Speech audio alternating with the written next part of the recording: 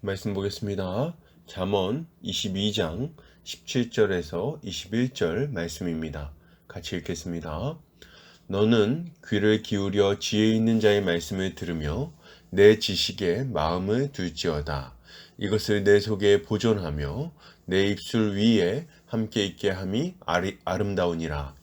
내가 내게 여호와를 의뢰하게 하려 하여 이것을 오늘 특별히 내게 알게 하였노니 내가 모략과 지식의 아름다운 것을 너를 위해 기록하여 내가 진리의 확실한 말씀을 깨닫게 하며 또 너를 보내는 자에게 진리의 말씀으로 화답하게 하려 함이 아니냐. 아멘. 잠언 22장 17절에서 21절까지 귀를 기울여 듣고 마음속에 보존하라 라는 제목으로 말씀 보도록 하겠습니다. 신자는 이 땅에서 말씀을 붙들고 의지하며 순종하는 삶을 살아가는 자입니다. 왜요? 말씀에 지혜와 지식의 모든 보화가 담겨 있다는 것을 잘 알기 때문입니다. 오늘 본문을 통해서 이에 대해 함께 살펴보도록 하겠습니다. 오늘 잠언 기자는 귀를 기울여 지혜 있는 자의 말씀을 들으며 그의 지식에 마음을 두라고 명령합니다. 그는 귀를 기울이라고 말하고 있는데 이것은 아주 큰 관심을 가지고 집중하는 모습을 요구하고 있는 것입니다. 그러면 무엇에 귀를 기울여야 됩니까? 지혜 있는 자의 말씀을 듣고 그의 지식에 마음을 두라고 말하고 있습니다. 이것은 신자가 이 악한 세상 속에서 무엇에 힘써야 하는지를 잘 알려주고 있는 말씀입니다.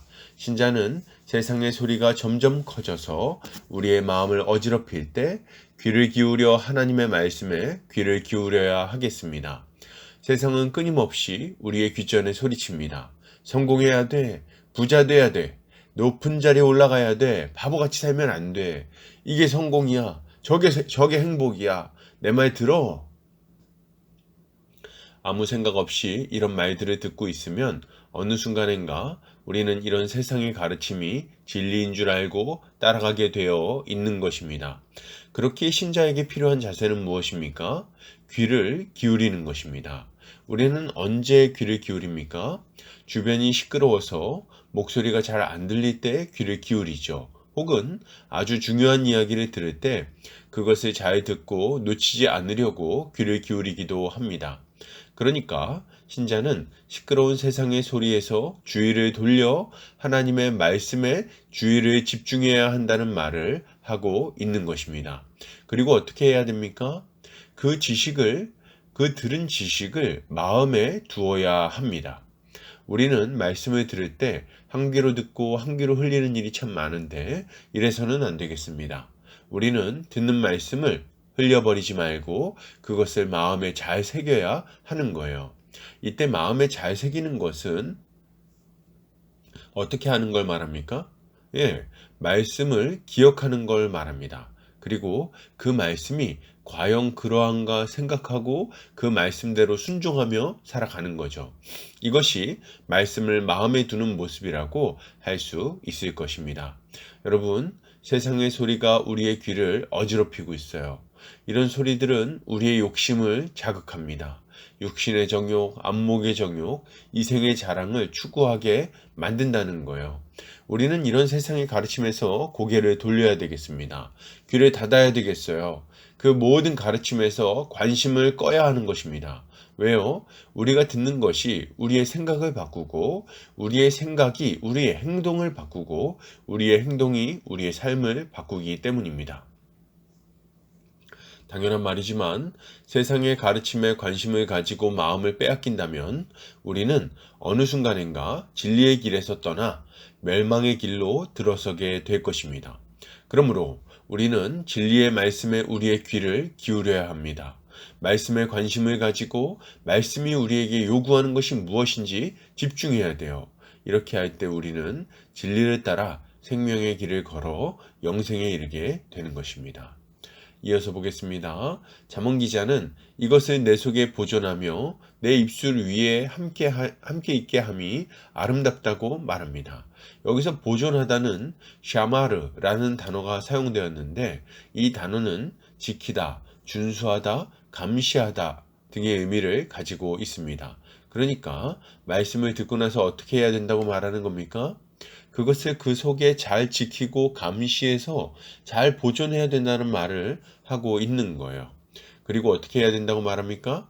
그것을 입술 위에 함께 있게 해야 된다고 말합니다. 왜요? 이것이 아름다운 일이기 때문이라고 말하는 거죠. 이것은 하나님의 말씀을 들었을 때 신자가 가져야 할 태도가 무엇인지를 잘 알려주는 말씀입니다. 신자는 말씀을 듣고 마음에 새겨야 됩니다. 그러나 이렇게 마음에 새긴다고 해서 그것이 계속해서 유지되는 것은 아닙니다. 점점 시간이 지나면서 그 말씀을 잊어버리기도 하고, 그럴 때 더 강력한 세상의 메시지를 들으면 거기에 마음을 다시 뺏기기도 하기 때문입니다. 우리는 한번 말씀을 마음에 새기면 그것이 평생 간다고 생각하지 않아야 돼요. 만약 그렇게 쉬운 일이었다면 성경 기자들은 우리에게 그토록 간절히 경고의 말씀을 주지 않았을 것입니다.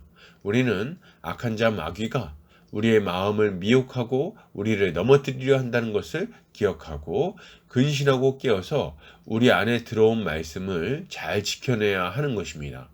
그러면 이렇게 말씀을 잘 지켜내는 방법은 뭘까요? 가장 중요한 것은 그것을 반복해서 묵상하는 것입니다. 말씀을 읽고 또 읽고 듣고 또 듣는 것입니다. 성경 일독했으니까 충분하다고요?